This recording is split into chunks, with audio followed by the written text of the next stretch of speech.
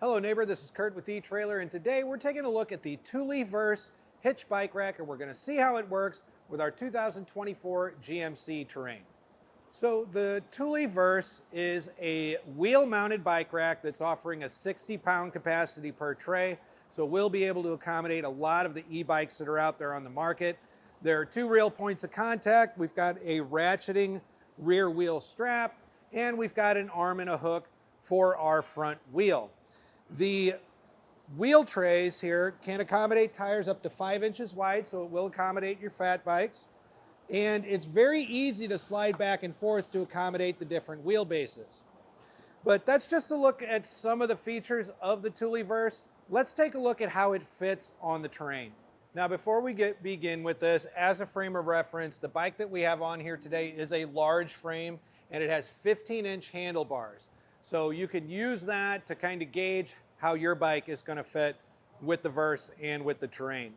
But as you can see, there is a ton of space between the vehicle and the bike itself.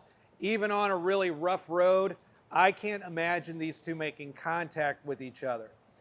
But something to keep in mind, like with any platform hitch bike rack, we are going to have some obstruction visibly in the back of the vehicle. We are going to have our taillights partially blocked, our license plate partially blocked, as well as our rear view camera.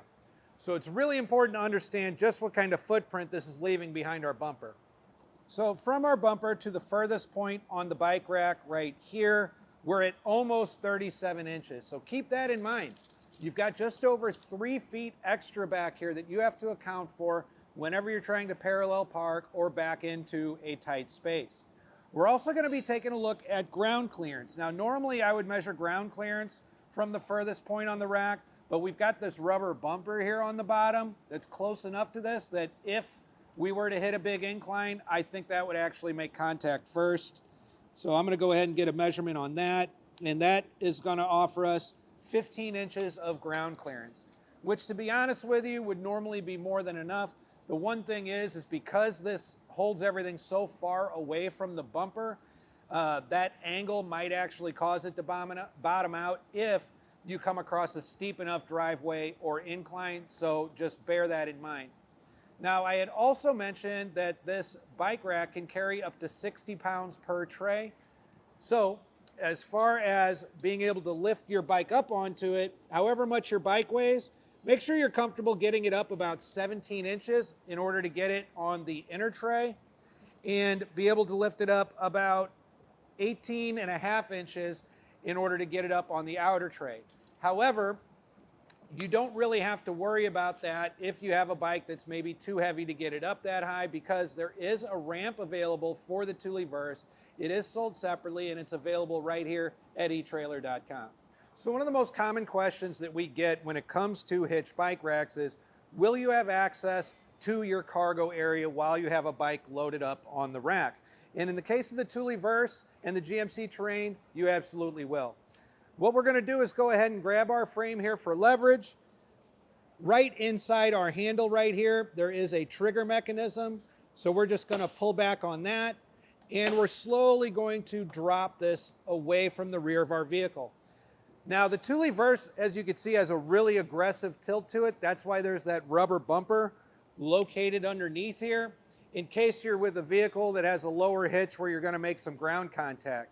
But this is going to be more than enough room to be able to get in and out of the cargo area of your terrain without having to remove the bike from the rack.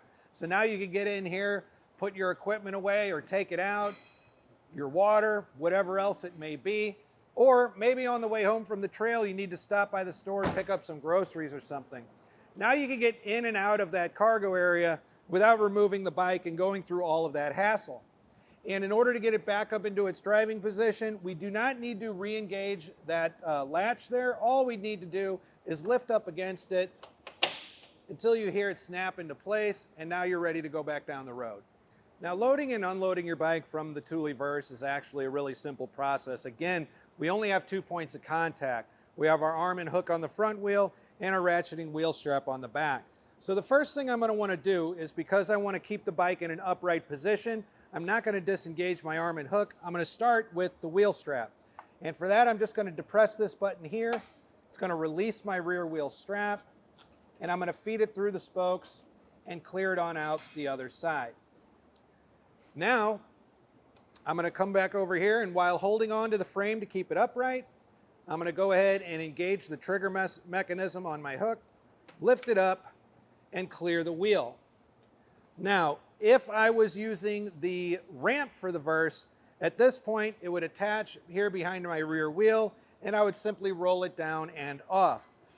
But if you don't have the ramp, if your bike is light enough that you're comfortable lifting it up and down, at this point all I would need to do is lift it up and down onto the ground, and now I'm ready to hit the trail. Now, the Thule Verse is made out of a powder-coated aluminum, and while that does help make it very corrosion resistant, it still weighs about 58 pounds. So if you're somebody that rides pretty frequently, you're probably not going to want to be taking this in and out of the hitch all the time. It's probably going to remain in there for a majority of the time. Luckily, it does have a stowaway position. All you need to do is come back to that same latch mechanism we used for the tilt-away, but instead of letting it fall away from the bumper, we're actually going to lift up towards it until it engages and sits upright. Now at this point in the stowaway position, we're going to significantly reduce that footprint. In fact, we're going from 37 inches down to about 12.5 inches. So we cut that down by about 60 or 70%.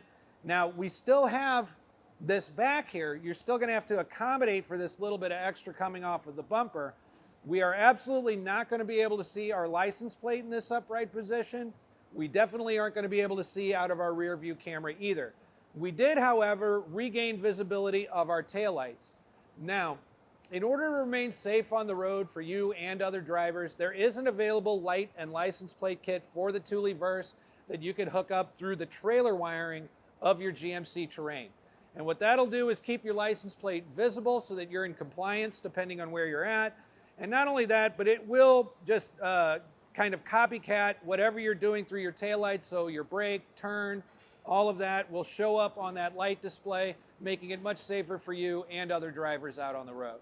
So that's a look at the Thule Verse on our 2024 GMC Terrain. And if after watching this video you decide that this is the bike rack for you, after you get it and use it a few times, please share with us what you think about it.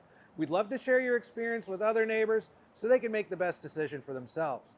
Once again, this is Curt with eTrailer. Thanks for stopping by.